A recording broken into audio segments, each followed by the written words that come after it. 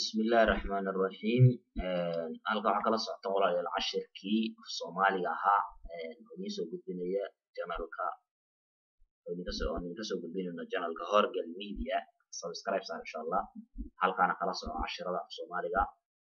oo bilaabayna cashirka ba ta ja ha kha da ra sa sha da ha ga fa qa ka la ma na wa ha ya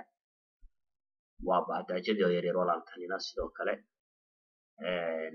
waxay noogu xigi doonaa cashirka kale insha Allah marka qofku inta barto waxa weeyaan waxaan qoraynaa oo kale ana qoraynaa walaalayaal a shatan xaraf e i o u iyadoo dhaadheer baan qoraynaa a e i o u